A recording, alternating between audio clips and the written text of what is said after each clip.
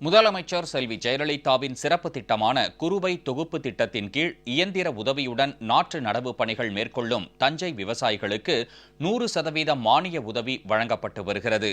முதலமைச்சர் செல்வி ஜெயலலிதா டெல்டா விவசாயிகளுக்கு ஏராளமான மானிய உதவிகள் வழங்கி வருவதுடன் இயந்திரங்கள் மூலம் நெல் நடவு பணிகளை மேற்கொள்ளுதல் மற்றும் பல்வேறு பணிகளுக்காக 54 கோடியே 65 லட்சம் ரூபாய் மதிப்பீட்டிலான குறுவை சாகுபடி தொகுப்பு திட்டத்தை செயல்படுத்த உத்தரவிட்டுள்ளார்.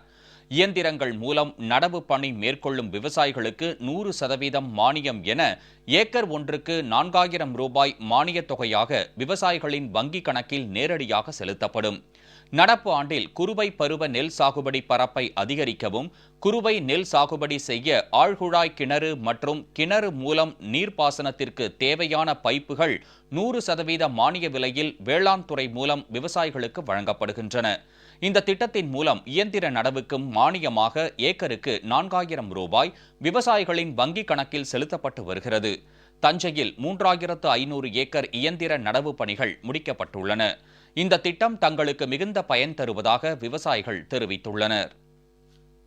ஏக்கருக்கு 4000 ரூபாய் மானியமாக அம்மா அவர்கள் வழங்கியுள்ளார்.